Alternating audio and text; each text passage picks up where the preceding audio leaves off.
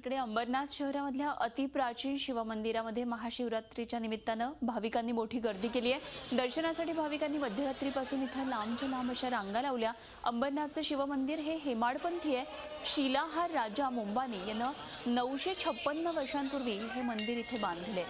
युनेस्कोनं जाहीर केलेल्या भारतामधल्या अतिप्राचीन मंदिरांच्या यादीमध्ये या शिवमंदिराचीही नोंद आहे। महाशिवरात्री निमित्तानं या ठिकाणी शिवलिंगाच्या दर्शनासाठी महाराष्ट्रातूनच नव्हे तर संपूर्ण देशातून भाविक अंबरनाथ शहरात येतात। अंबरनाथ शहरामध्ये या निमित्तानं मोठी यात्रा भरते। मध्यरात्री 12 वाजताच्या सुमारास शिवलिंगाचा अभिषेक करण्यात येतो आणि यावेळी भाविकांनी शिवलिंगाचं दर्शन घेतले। अंबरनाथ नगरपालिकेनं भाविकांची कोणतीही गैरसोय होऊ नये यासाठी चोख व्यवस्था सुद्धा केली आहे। तसंच मंदिर परिसरामध्ये सीसीटीव्ही कॅमेराही बसवण्यात आले।